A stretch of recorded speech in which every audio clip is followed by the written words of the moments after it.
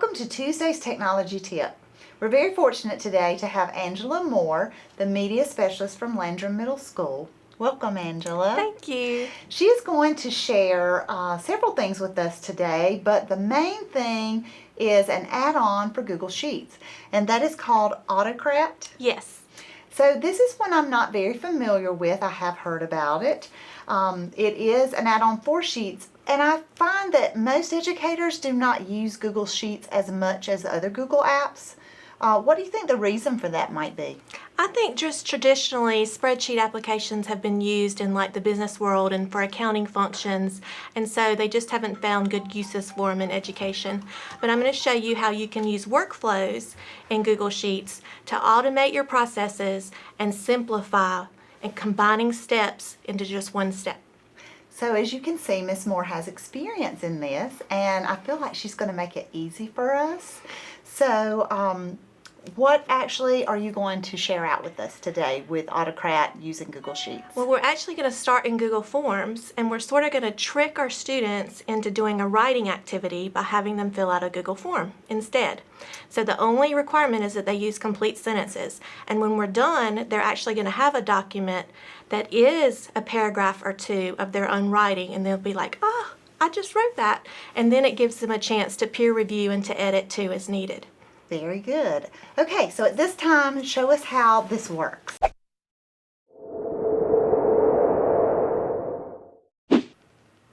Okay, so to start with, you're actually going to use a Google form. What we're going to do is take a Google form and turn it into a Google Doc.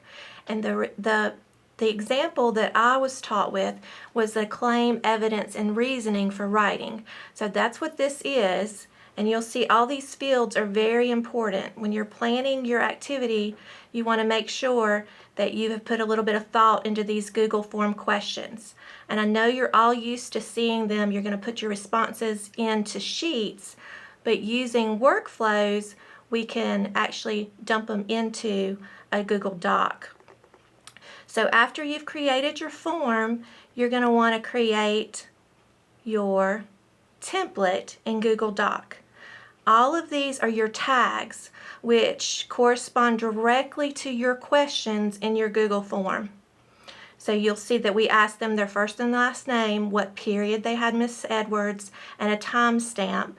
And then I just kept her fields in here, claim, evidence, reasoning, and counterclaim, but you'll see how that all ties together in just a minute. So in your form, you know it saves your responses to a Google Sheet. So here's your Google Sheet with your questions at the top, and you're just going to go to add-ons. And if you don't see the AutoCrat add-on like I have it here, you're going to go down to Get Add-ons and do a search for AutoCrat and install it. I already have it, so we're going to open it.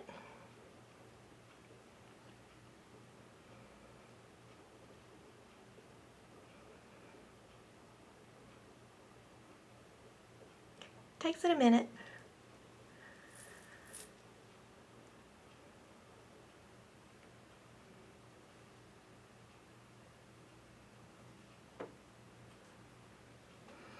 Alright, so here's my existing job for my ghost stories that I did. You would do a new job and create and name one, but I'm just going to edit the one I have here. It takes us through the exact same steps, so you'll see.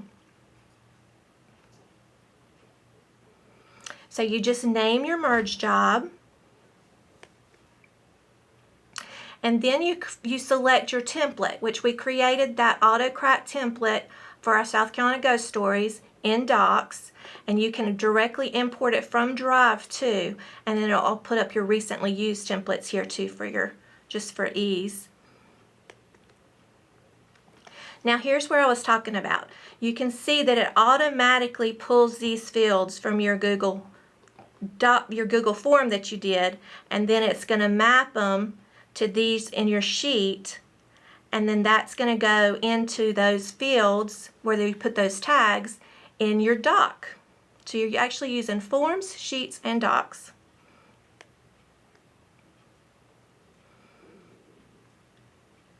So this is where you want to name your file and select where you want it to go. So you want to make sure that you're doing a Google Doc if you want kids to be able to edit it and not PDF here. And here I just pulled the tag for their name so that all the files would be distinguishable by the student's name. You want to make sure that your output is multiple output mode. And then choose your destination folder in Google Drive so that you don't jumble up your drive with all of these responses. You can skip the dynamic folder reference for now. We're not going to use that today. And then we actually don't need a merge condition today either. You are going to share the doc. You want that to say yes. You want it to be editable. You can say that you can allow collaborators, and we're not going to put that it matters about the email address here. So it's actually going to pull, you can see here that same tag, since we have their email address in the form, it's going to send to them. You can also, this is where you would run on triggers, but we didn't set a trigger. And you're going to save that.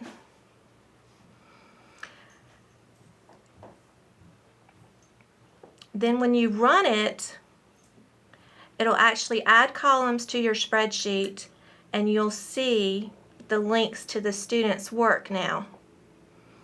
So we're going to close this, and I'll show you an example. So over here, you can see it has a link to a doc. And we'll just pick one to show.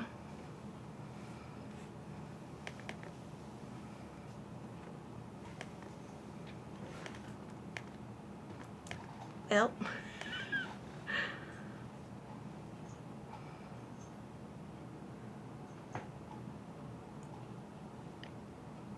and there you have it. So we color-coded the tags too so they could see the different parts of their writing. So each one of the colors corresponds to a question. If you want to see what all of them look like here's Miss Edwards' second period. So they were able to peer, edit, and review, and then even add pictures before they submitted their final product. So we turned it into a mini research project on South Carolina ghost stories, but you really could make it be anything you want. Like I said earlier, the example I used was on writing with claim and evidence. And so here is the EdTech trainer. You can contact her or follow her on Twitter, and I'm happy to share her presentation with you so that you learn a little bit more detail. But that's it.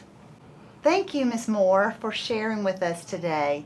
It has many steps, which sometimes can be of concern, but you have this video in case you need to watch it more than once to go through all of those steps.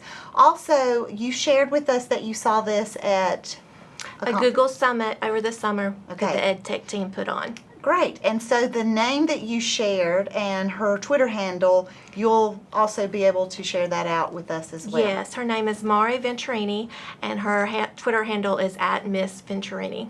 Great. So as you can see, this can be very helpful, and it is a great way to use Google Sheets. I'm impressed that you're using this with language arts, because you usually think of Google Sheets being used for math. So that's very interesting. So if you have any ideas for a tech tip, or you would be willing to share a tech tip, please just get in touch with me. We hope you have a great week.